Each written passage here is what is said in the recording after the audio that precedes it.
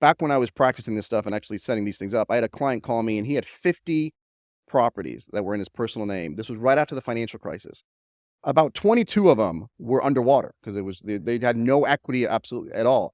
We put all 22 in one LLC because if something happened to one property, there was no equity to go after the other one. So let's just put them into one LLC. Now, as those equities grew and it became a risk, then we would probably separate them out. But if you have an apartment building or a boutique hotel and you've got a couple $100,000 or $1 million in equity, I would have that all by itself because you want to isolate the liability. All right, guys, welcome to another episode of The Report. Today, we got some sunshine and we are in the middle of November. We got a big meetup tonight, our last and final meetup of 2024. And the reason is that because we are hosting a black tie holiday event this December 12th, which Mauricio is going to be a part of. I'm excited. We're giving away a 2024 Range Rover Sport to one lucky member of our mastermind community and investor community. We got the Yin Yang twins coming out to perform. It is going to be sick at a 12,000 square foot Andrew White mansion. Would love to have all you guys and gals that listen to this podcast out. It is sold out. However, if you guys want to come, email alex@summerscapital.com. That's alex@summerscapital.com. And you can get on the wait list. If any tickets come available, you can be the first to be notified. That said, that brings us to today's guest. I am really excited for our guest today. I think there's a lot of change and a lot of talk about the political climate changing. And the number one most important thing that I always say as a real estate investor, as a business owner, is to keep yourself out of legal trouble from both a liability perspective, from a perspective of raising capital. If you guys are raising capital, there's a lot of ways to get in trouble. So you don't want to get in trouble.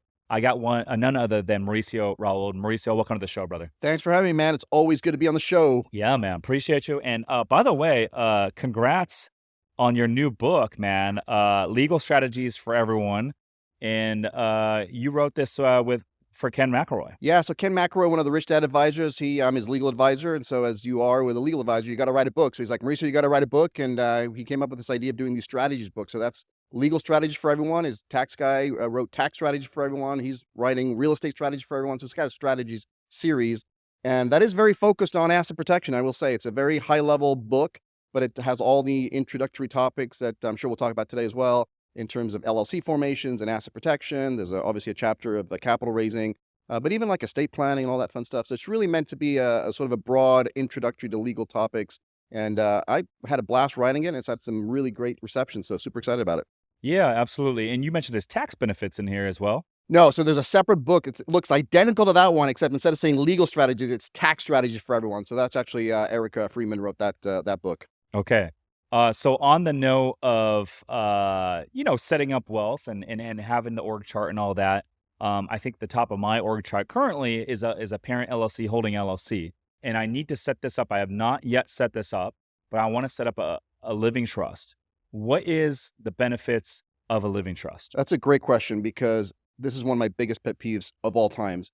A living trust is an estate planning tool, right? The sole reason to have a living trust is to avoid something called probate, which means when you pass away, you don't have to go through the timely and expensive court system and have a judge and some bureaucrats basically figure out, how to distribute all your assets pursuant to your will or whatever.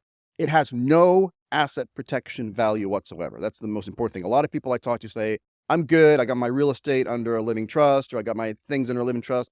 No. That's got no asset protection value whatsoever. It's merely when that unfortunate day arrives and you drop dead. That's what that is for. But I think everybody needs to have a living trust for sure, especially if you're a real estate investor, because with real estate investors, especially in different states, it can get really, really complicated. And that time frame to get your assets distributed can take much longer because you got to deal with different states. So having an estate plan, like a living trust and a will, and there's, I think, 15 other documents, man. When I set up my estate plan, it's like a power of attorney, a medical thing in case something happens. There's a ton of stuff going on there. Okay. Regarding the living trust, what is the difference between a revocable living trust and an irrevocable living trust? A revocable living trust or a revocable trust is one that you can change, right? So you're the trustee, and if you want to tomorrow add your kids or take your kids off or add assets or take assets out, you're in full control.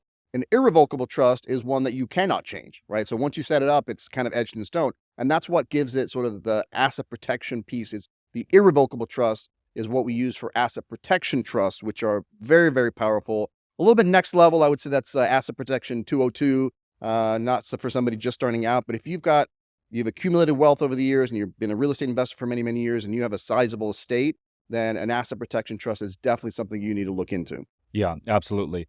Can you give me an example of like someone that would set up a revocable versus an irrevocable?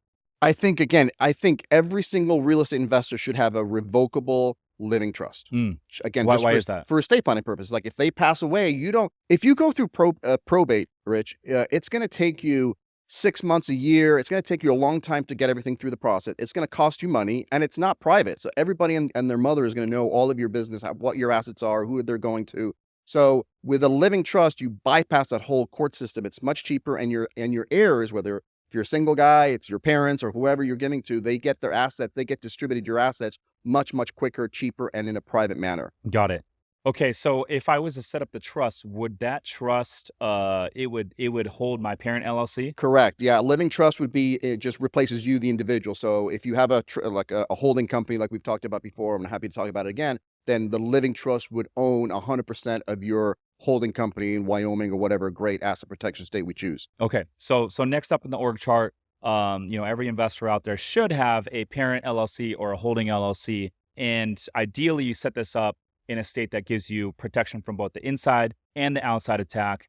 What the heck does that mean? Yeah, so when we're looking at asset protection, you're always looking at inside attacks and outside attacks, right? An inside attack is an attack that happens relating to the property itself. So we're talking real estate. So somebody slips and falls on your property, it's related to your property. So a boiler explodes and injures the family, it's related to your property. That's an inside attack. And generally speaking, the owner of the property is legally liable. So you don't want to own that in your personal name. You want to own it in some sort of an entity. Typically, we use LLCs, limited liability companies.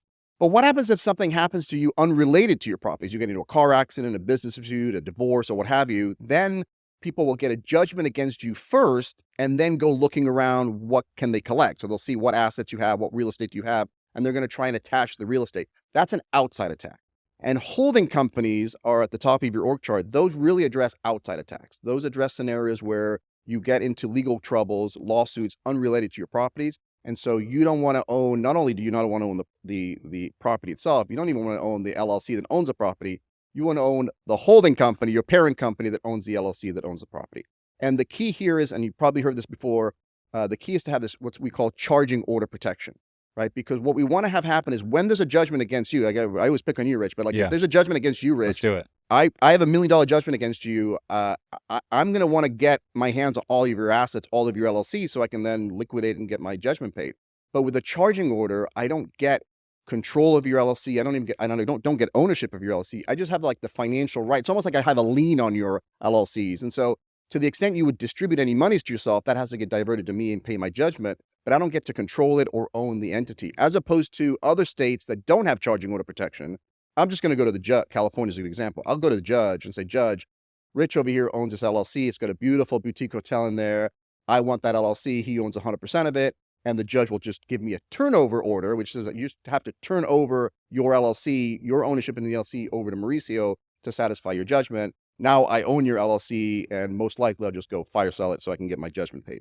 So you always, on the parent company level, you want to pick a state that has charging order protection as the exclusive remedy, where that's the only remedy somebody can get if they sued you. And about half of the states actually have charging order as the exclusive remedy. But to go a step further, something like you're Rich, single guy, charging order doesn't make sense for single member LLCs. The whole concept of what a charging order is doesn't really extend the logic to a single member. So a lot of states don't extend charging order protection to single member LLCs, or even husband and wives, because that's also considered a single member for this purpose. So there's a few states that have actually changed their statutes to extend charging order protection to single member LLCs, even though it makes no logical sense. So for someone listening to this podcast right now and they're a real estate investor, they want to open up a parent LLC or a holding LLC, which states are the best states to open the parent LLC or the holding LLC in? The best states to open a parent LLC or holding LLC are Wyoming, Nevada, Delaware, and Texas. Now Texas. Texas, as of September of last year, so just over a year now, they amended their statutes to extend charging order protection to single member LLCs. So if you're the only person, or you just have a husband and wife, you don't have a business partner, which is really what charging order is there to protect, then you're going to have the same protections that you do with a multi-member partnership. Most other states are silent on it, and it really just depends on whoever the judge is. They may or may not extend that charging order protection. That's why you always hear Nevada, Wyoming, Delaware, Texas now joins that elite group. Mine personally is in Wyoming. We have some entities that are set up in Delaware. I'm curious for you, from a cost perspective or a annual franchise fee perspective, is there one of those states that you like best? My favorite state to set up holding companies is Wyoming for various reasons. Number one, the cost. It's super inexpensive. It's literally $100 to file and $50 to renew. Delaware has franchise taxes. Delaware has an archaic way of forming them, and it's just you can't even fax things, or everything's got to be overnighted. It's just a pain. And so there's no different from an asset protection standpoint between Delaware. People love Delaware, or businesses or banks love Delaware because they have a very specified court system that really addresses business disputes. So if you're going to have your bank, for example, wants to come after you for some lending thing that happened to your lending agreement, they a lot of times want to have that agreement in Delaware to get the protection of those states. But you and I, we don't care about that. We want to make sure it's simple, private, easy to do. And to me, Wyoming is hands down even Nevada, they started charging you all of these licenses, business licenses, and it's hard to get a nominee. Wyoming is cheap, fast, and maybe even more importantly, super private. Like the state of Wyoming doesn't even know who you are. Like they don't ask, if you've noticed, when you file that LLC in Wyoming, they don't ask you for your name anywhere. They don't ask for the members. They don't ask for the managers. You're not your own registered agent. There's nowhere for them. And the formation is almost instant. You do it online now. You do it online. Yeah. I don't have a problem with that. In fact, a lot of people ask me, hey, can I use LegalZoom or I'm like, if you know the important information, which is the hard part, where to set up your LLC, who should own it, who should manage it, once you're armed with that information, just go on the Secretary of State website and just do it yourself. Yeah. So to recap, open a parent or holding LLC, Wyoming, Delaware, Nevada, now possibly Texas. But from a annual tax perspective, Wyoming is your favorite. Yes. And you're saying if there is a lawsuit or some sort of outside attack, and someone hires an attorney to pursue some sort of legal settlement, that attorney is likely going to look up your parent LLC and discover, okay, it's in Wyoming. It's not worth our time. It's not going to be a good chance that we're going to win this. I don't suggest for you to pursue. Likely could happen. Let me role play for you. I get a judgment against you. I bring you in for a deposition, basically, and I say, what do you own? You say, I own a Wyoming holding company. If you're under oath, I go to the judge. The judge, hand me his ownership in the Wyoming holding company because I want it. The judge will say, no, you are not entitled to get ownership. You're not going to control. I'm going to give you a charging order, and that's just going to give you a lien on your distributions. But why would you give yourself distributions if that's just all going to go to your creditor? So you cut off distribution that really frustrates the creditor. And either if you've gotten that far, they're going to settle for pennies on the dollar. And if you're talking to a plaintiff's lawyer on the front end, they're not going to want to pursue something where they're not assured of collections because they all get paid on contingency, which means they only get paid if you get paid. So a plaintiff's lawyer, and I used to work for one, they don't want to take cases unless it's an easy collection for them. And when they see Wyoming or Asset Protection Trust, if you have an insurance policy, man, they're just going to take the They're insurance not policy. interested. Yeah, they're not interested. On the annual franchise fee, the annual franchise tax note, I'm curious because we just consolidated all our LLCs. We put them under one company to manage and handle all the taxes for us. But prior to this, we had some LLCs with Corporate Direct. We had some with Prime Corporate Services. We had some with SEC councils that had set up syndications in the past. And so I'm like, it just started to be, it was the Corporate Transparency Act, which was actually got us to take action on this. We're like, let's just move it under one roof. It's better to be organized. Now, I was always curious if we missed the annual fee on an LLC, because we had overlooked some of them in the past. It's bound to happen. At what point does all that liability and asset protection, boom, that goes away if you miss an annual fee and that sort of thing? Yeah, in Wyoming, for example, if you miss your annual fee, it becomes administratively dissolved. Now you can get that reinstated pretty fast for 2 years. Once you pass 2 years, you're done. You got to get a new entity. So yeah, if you want the asset protection, it's very important for you to keep those LLCs in good standing, because if they're not, you may lose that protection. Sure. Yeah, because if you got them under 5 or 6 different places, I'm like, it's easy to lose track. You got a lot of things going on, and we have in the past, but luckily we caught them right away. But now that they're all under one roof, I'm like, I don't think that will ever happen. These third-party companies are pretty good. Like Corporate Direct, for example, they will pay all the annual fees on your behalf. They'll collect all the mail on your behalf.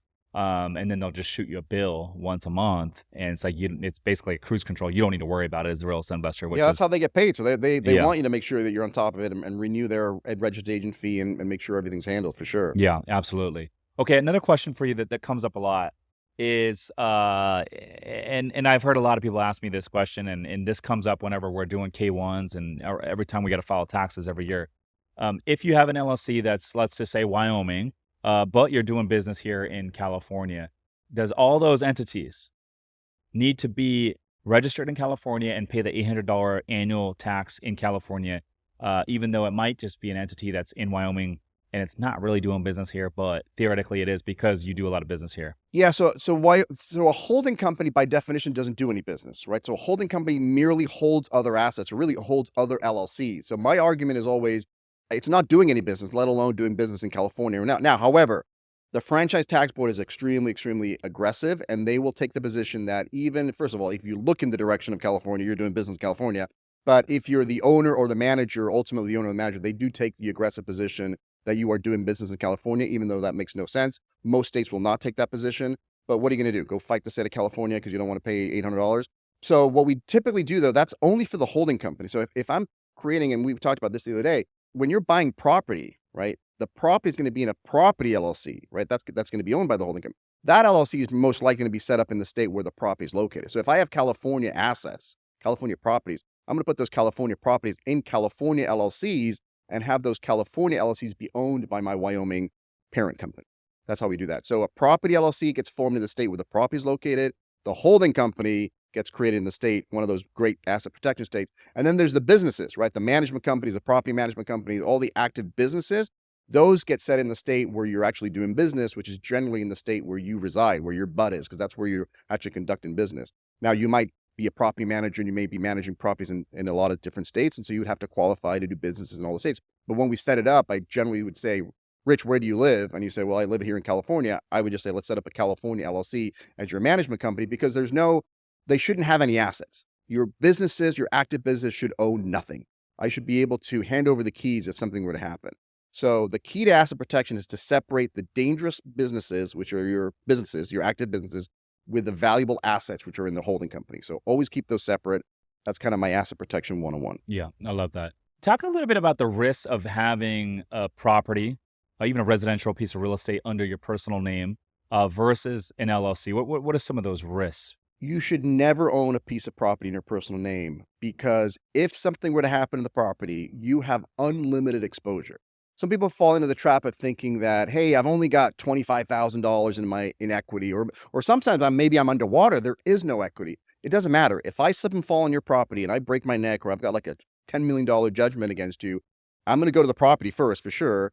But if you don't have any equity in there, you're liable personally. So I'm going to go after you personally. And at that point, hopefully you've got some insurance because insurance is always your first line of defense. Maybe even an umbrella policy, great. But then you want the backstop of the LLC because what the LLC does, by definition, it's a limited liability company. It limits your liability to whatever's inside of the LLC. It doesn't extend over to you and your other assets. So it's very, very important to not own your properties or really any risky asset in your personal name. Have it in the name of an LLC. Now, when you're buying commercial real estate, a lot of these commercial lenders, they will lend to an LLC, and then you can personally guarantee it as the individual or as the borrower or as the loan guarantor. However, when you go and get a residential loan that's conforming to Fannie and Freddie, often these residential loans will require you to take title under your personal name.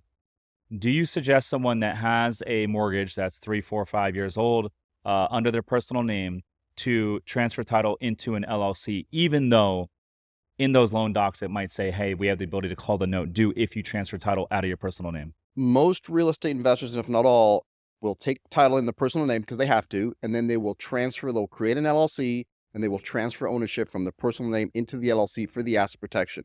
Now, you mentioned something that's in pretty much every single loan document is a clause that's called the due on sale clause, which gives the lender the right but not the obligation to call the note. I've yet to see anybody call that note on a due on sale. When you transfer, and this is important, when you transfer the property from your personal name into your LLC, the due on sale clause is really meant to avoid me transferring it to third parties and wrapping the loan from something back in the 70s. But Fannie and Freddie have in their guidelines, as long as you're transferring it to an entity that has the same ownership as your title. So if I own the property 100% myself, I transfer to an LLC that I own 100%. Or if I own it with two people 50-50, I transfer to an LLC that's owned 50-50. Then even the Fannie and Freddie guidelines dictate that lender should not do the due on sale clause. And like I said, in the 20 some odd years I've been doing this, I've never seen a due on sale clause get called on a transfer to your own holding company, your own LLC. I see it when people do other things like subject to, or they're literally selling it to third parties.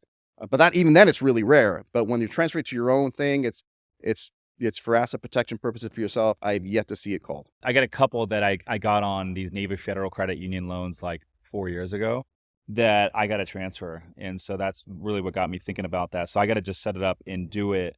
Would you say these are both short-term rentals here in San Diego? Yeah. Which is even more liability. Yeah. Right? Yeah. And yes, I got a good umbrella policy, but those are the only two properties that I have that are not held in LLCs. So would you say put both of those into one entity or two entities individually? And would you recommend I put those in a California LLCs or Wyoming? Great question. The question always comes up is, how many properties should I put in one LLC? That's a great question that get asked all the time. It really depends on every single person. And all you need to understand is that whatever's inside the LLC is fair game. So if you put two properties in an LLC and something happens to the first property, the equity in the second properties would be fair game if there was a judgment.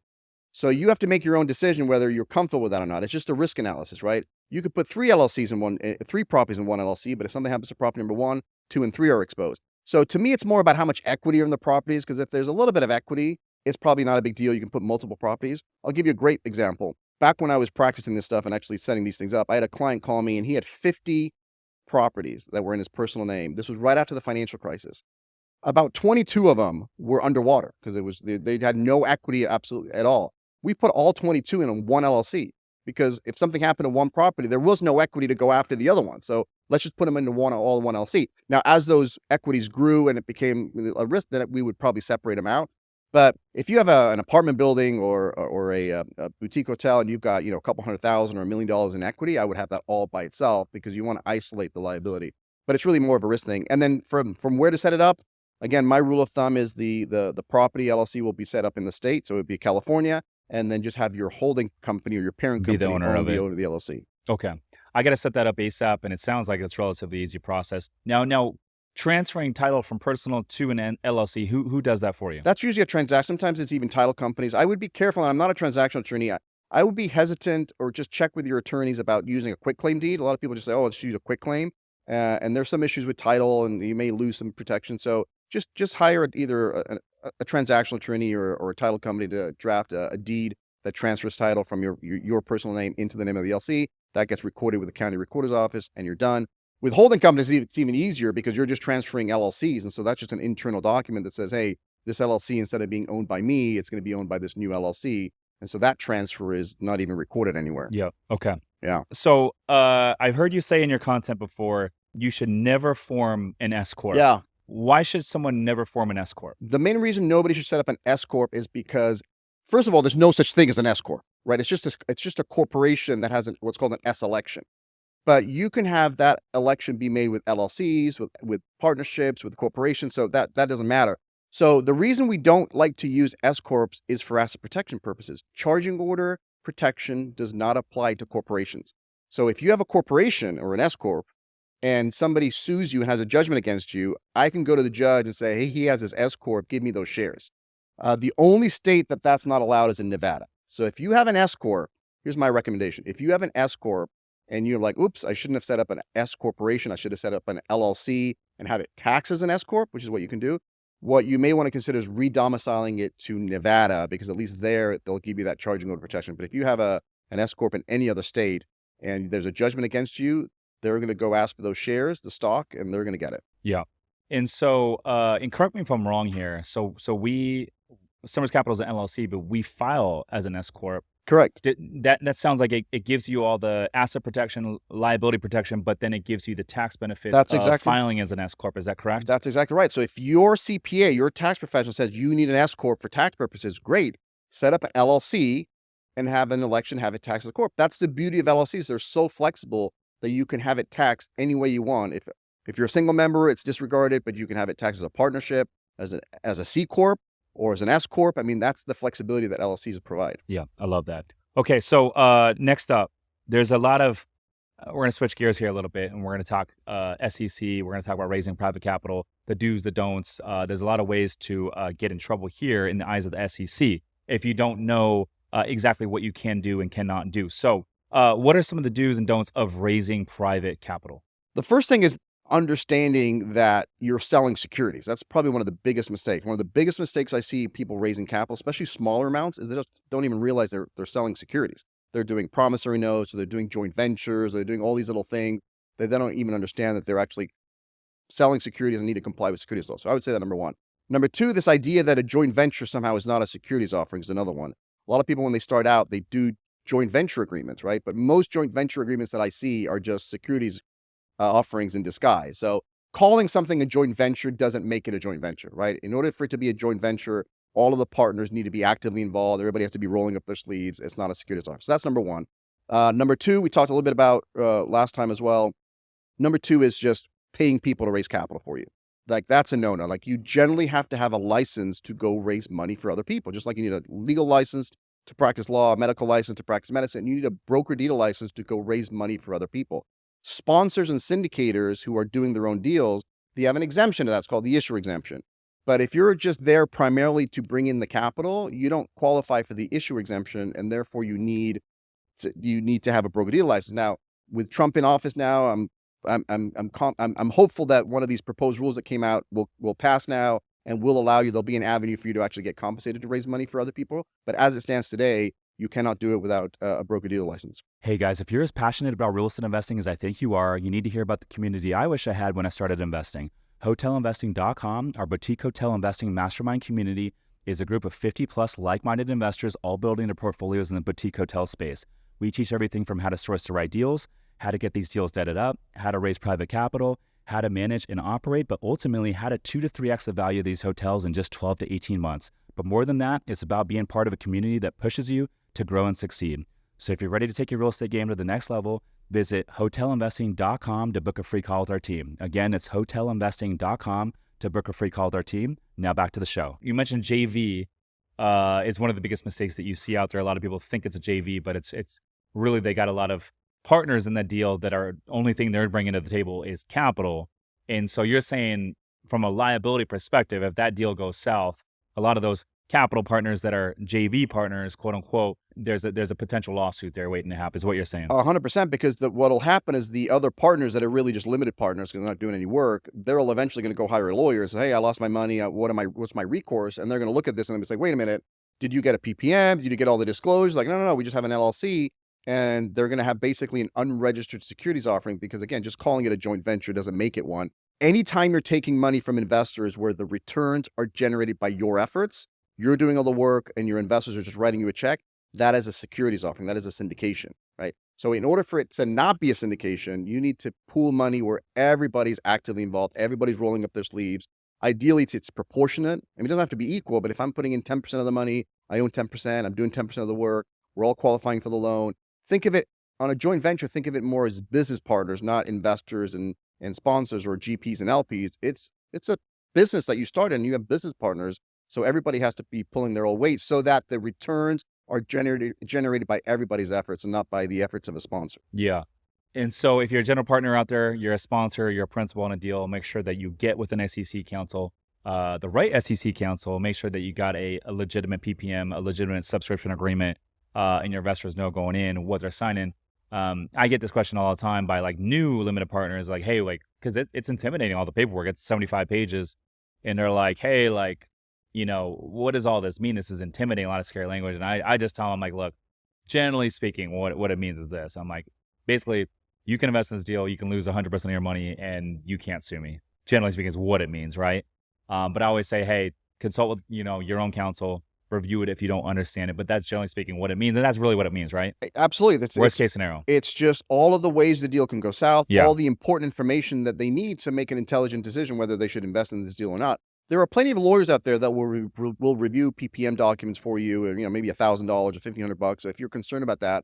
But that's also a red flag. We're talking a little bit about red flags, but one of the red flags of a syndication is if they don't have the documentation. Like if somebody comes to you and says, I'm raising whatever I'm raising and you're a non-accredited investor and there is no PPM, that is a huge red flag. Like I would run in the other direction. Back when I was a younger lawyer, I was reviewing other people's deals. And every time I saw something like that where there wasn't a PPM and there was an excuse as to why one wasn't needed, both of those instances, there was some kind of a fraud involved. There was some kind of, shenanigans going on the back end. So anybody that's cutting corners on the important part about compliance, that to me is a red flag. Yeah, absolutely. I think if you're out there raising private capital for any real estate offering, you got to make sure that you got your documents, sub-agreement, PPM, work with your SEC counsel early and often. And one thing I do hear people doing, which I'm like, you're fucking crazy, is they're like, oh, like I'm going to save $20,000. I'm just going to go borrow someone else's documents. I'm going to change the property address. I'm going to change the LLC names. I'm like, dude, that's something I wouldn't want to mess with. I wrote an ebook called The 5 Things Every Syndicator Must Know to Stay Out of Jail. And that was number 5, using PPMs pulled from the internet or whatever. I mean, the PPM itself is just a vehicle. It's a pipeline. It's a pipe. Like, it's what you put in to the PPM that's important. It's what disclosures are you going to give. And the only way you know what disclosures to give is to talk to a professional, an attorney who can ask you the questions, review all your materials and say, okay, these are the important things that we need to put in the disclosure documents. Even though you may not want to, these are material facts for your investors and they have the right to know. And for your protection too, because if you give them all the information and the deal goes south, hey, I gave you the risk. I told you could lose all your money for all these different reasons and you still decided to invest. If you leave some of that information out and there's loss of money, even if it doesn't even relate to that, trust me, the plaintiff's lawyer they're going to hire, they're going to blow that issue up and then they say, hey, had you disclosed this, my client would not have invested in your deal. And therefore you're responsible for returning my money plus interest. And you're probably going to be barred from raising money ever again. Yeah, absolutely. Yeah. So that's how I frame it to investors. They ask me, new investors, I'm like, basically in a nutshell, what the 75 pages says is you can lose 100% of your money and you can't sue me. Okay. So one other thing you said, which I find is kind of a gray area. You said, some investors or GPs don't even know that they're selling securities, i.e. promissory note, or a second mortgage on the property, etc. That is kind of a gray area. And I've heard different people say different viewpoints on this. So what exactly constitutes or defines whether you're selling securities or not selling securities? Whether something's a security or not comes down to what we call the Howey test. And my English definition, because I'm known as one of the few lawyers that actually speaks English, is anytime you take money from investors where the returns are generated by your efforts, you're doing all the work, they're just giving you a check, that is a securities offering. The structure itself does not matter. It could be in the form of a LLC or a promissory note or a side agreement or a wink or a handshake. It doesn't matter. The SEC is going to look right through it and said, who is the one generating the return? If it's one or two people, they're the syndicates, then it's a securities offering. Now, promissory notes are very nebulous. I will agree with that. The rule is, well, first of all, the rule is there is no rule. So the courts basically, you'll laugh at this, the courts basically say, if it looks like a security, it walks like a security, and it talks like a security, it's probably a security. That's kind of what we're going on. Now, there are some black and white stuff. So, for example, notes that are less than 9 months are, by definition, not a security. So if you're giving me a loan and it's one person and one property, whatever, and it's less than 9 months, that's probably fine. Generally speaking, if you're securing the promissory note in a first position deed of trust with the property, it's a security, but you get to rebut that presumption. It's presumptively a security, but you get to overcome that. Because how is that difference from like a private lender? Correct, that's exactly right. That does a bridge loan, is in first trust deed, or even second trust deed position on property. These private lenders that are the bridge lenders, that's not a security. That's correct, because it's one of there's a Supreme Court case called Reeves that goes over these factors, not factors, but like these family resemblance tests that say if it looks like one of these things, you're probably good. One of them is a note secured by a mortgage. So that's where that one comes into play. But everything else, man, if it's not secured, if it's secured in second position, if it's multiple, if it's a fractionalized note, it gets really, really nebulous. And again, it comes back to at some point, how risk averse are you? Are you conservative? Are you aggressive? Because if you're conservative and you want to stay way away from the gray zone, then you probably shouldn't do it. And if you are a risk taker, just like an investor has different risk tolerances. It's the same thing when you're talking about the law. How aggressive do you want to go and how much do you want to push the envelope? Yeah. So in regards to raising private capital, one of the most common offerings is a 506C or 506B offering. 506C allows you to market and solicit all you want, your offering, but you can only bring in accredited investors. However, on the other side, the 506B allows you to bring in up to 35 non-accredited investors. However, you cannot go market and solicit the opportunity. That said, I guess first things first, what constitutes the difference between an accredited investor and a non-accredited investor? An accredited investor is anyone who has $1 million in net worth, excluding their primary residence, or has earned $200,000 a year for the last 2 years with a reasonable expectation of earning that much this year or more. And if you want to combine your income with your spouse, that number goes up to $300,000. There's also recently, 2 or 3 years ago now, they expanded that to include certain licenses. So if you've got some securities licenses, a Series 7, Series 82, Series 65, in good standing with your state, you're also an accredited investor. They're trying to expand that. At some point, they were saying maybe if you're an attorney or a lawyer, the SEC said, no, we're going to keep it at this for now. But generally speaking, for individuals, that's what an accredited investor is. And if you're investing through an LLC, an entity, generally speaking, all of the members need to be accredited for the LLC to be accredited, or the LLC has $5 million in assets that were not specifically raised for the particular investment. So if you have a medical office, practice or whatever, and you've got a bunch of doctors or a business that has $5 million in assets, then it's going to be accredited by definition. Got it. Okay. So if there's 3 members investing into an LLC and they want to invest as an LP, their accreditation, would it be the sum of all 3 of their net worth, or would it be each of the 3 have to qualify individually? Each of the 3 would have to show that they are accredited. If one of them is not accredited, then the LLC as a whole is not accredited. Got it. Now, husband and wife, they have to hit $300,000. If they want, they don't have to. But if you want to combine it with your spouse, net so worth, for example, if you're one of the spouses, let's not be just which one, but one of the spouses makes $220,000 a year, the other spouse makes $0. The 220 person isn't an accredited investor because they make more than 200. The spouse is not an accredited because they make $0.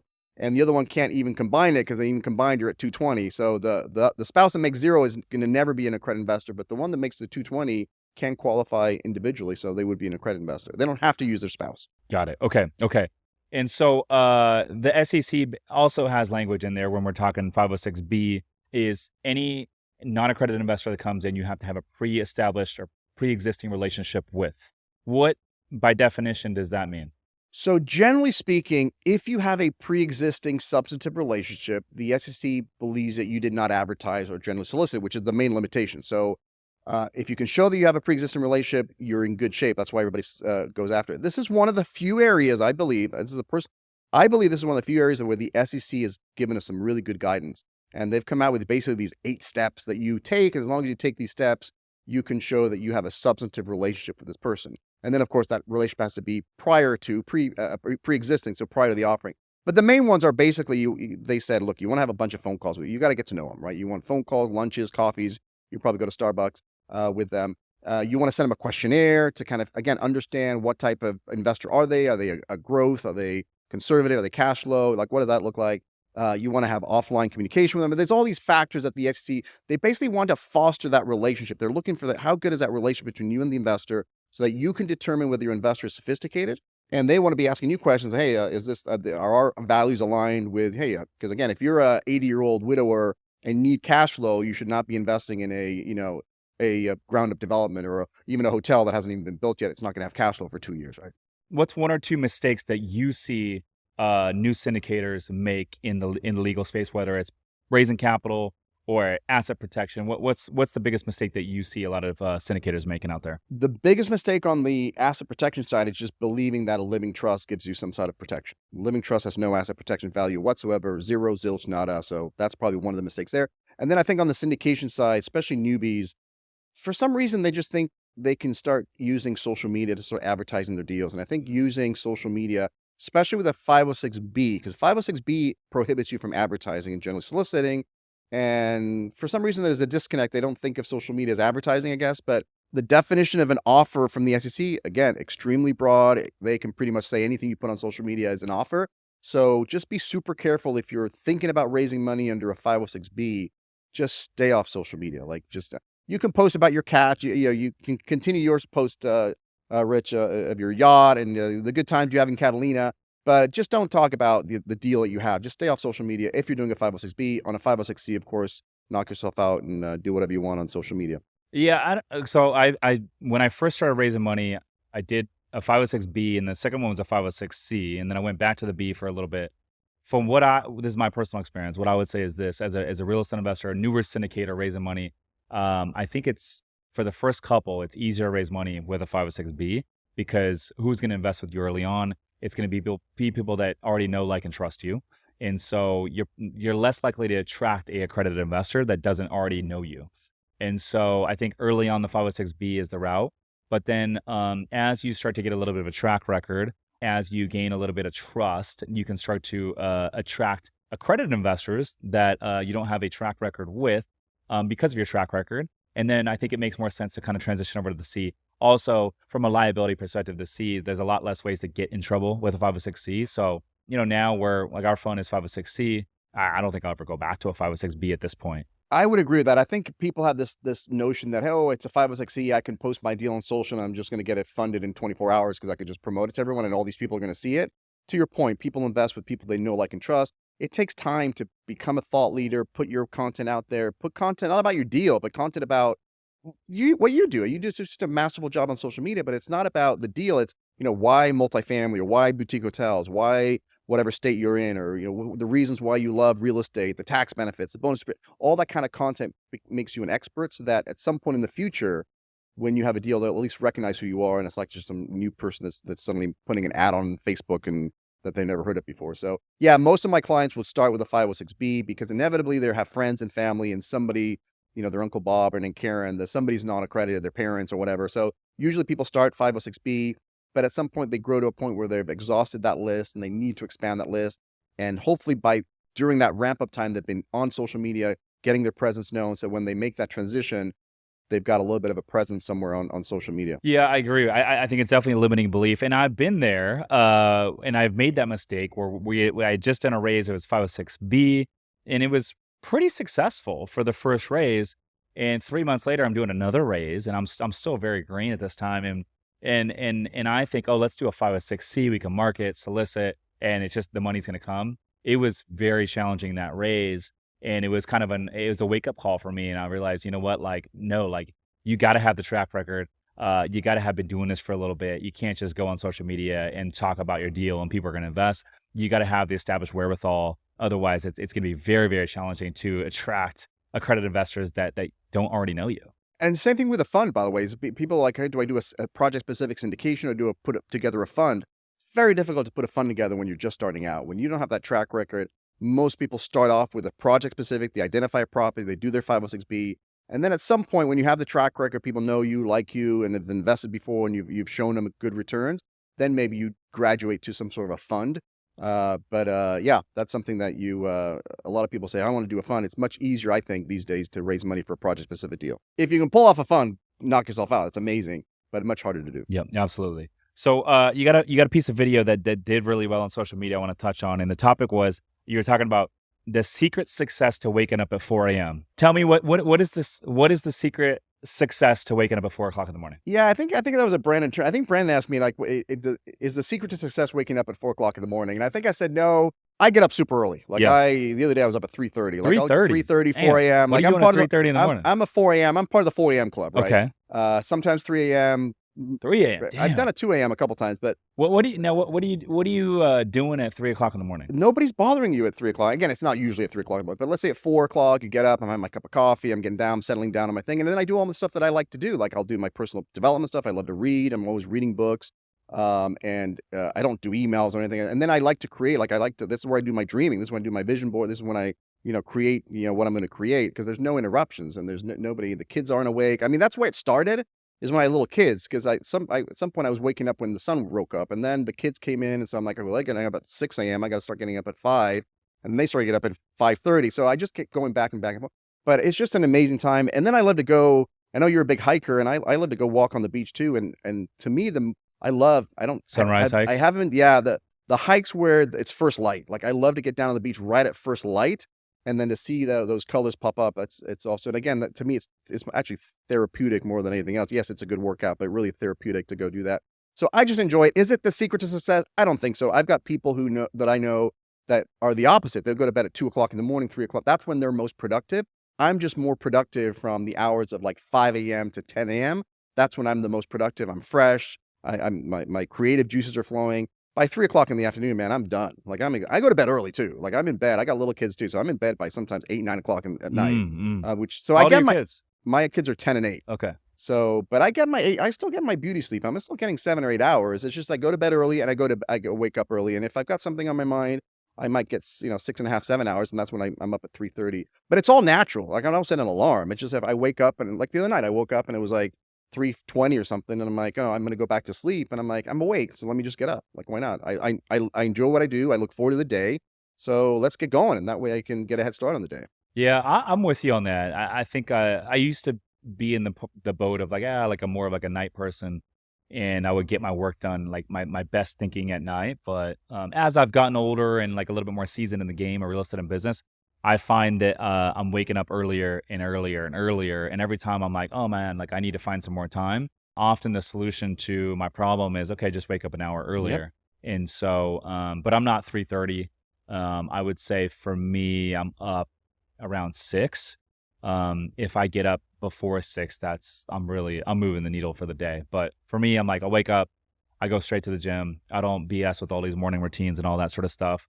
I don't do the cold plunges and all that. I just believe in like literally waking up, go straight to the gym, get the workout in, get the lift in, come home, shower, come into the office and start my work, start my productivity. And I would say most of the people in the office come in here around like between 9:30 and 10. So if I can get in here before 9:30, I don't have all the distractions of being pulled in all these directions, and I can just like work and get some stuff done. So for me, earlier the better. And then with the time change, I must say, now it's dark at 5 o'clock. I'm like, there's no work getting done after 5. I'm not even going on hikes. I'm not even doing exercise after 5. So it's even more reason to wake up early this time of year. Yeah, but I'm a good friend of mine, Robert Helms. He likes to say he likes to get up at the crack of noon. What does that mean? It Like means he waking gets up at noon? really late, but he's Yeah. also at 3 o'clock in the morning, 4 o'clock. He's still grinding. still That's working. that's his time. He's a little bit more of an artist, so that's fine. So whatever works for you, man. I think too many people look, to your point, other people's routines and other people's styles. Like what's right for you. And if you're a morning person, that's when you're more creative. Get up early. If you're a night person, get up night. Don't let anybody criticize you. Do your own thing. What's it like working with Ken McElroy here? Ken's amazing, man. I've known Ken for a long, long time, and he's just become a mentor of mine. And he's just a lot of his YouTube channel's been blowing up lately. And so it's funny. I've been trying to convince him to do 506Cs. He's always in 506Bs, and I've been like, dude, you've got an audience now.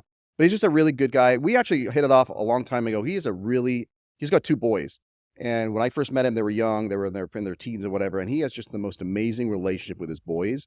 And that's what I would ask him about. I'd be like, how do you do this? What are you doing? How do you relate it? Because I wanted to have kids. And so I've learned a lot from him from that point of view, the mentorship of how to become a really good father, good business person. That's where I really, and he's just a great guy, overall guy. Yeah, absolutely. Mauricio Rauld, man, I appreciate you coming on the show. Appreciate you taking the time to drive down from San Clemente. Next time I'm up in San Clemente, I have to hit you up. Maybe we can connect. I'd love to. We'll be up there for Thanksgiving. I'll be up there for Christmas. My family's out there. Yeah. My sister lives off of Pico. My parents live off of El Camino Real, so we'll definitely have to connect. And I want to say thank you again for coming on the Boutique Hotel Investing 2-day webinar that I hosted last weekend. That was really amazing. And you came on and spoke on our mastermind call as well. So thank you for that.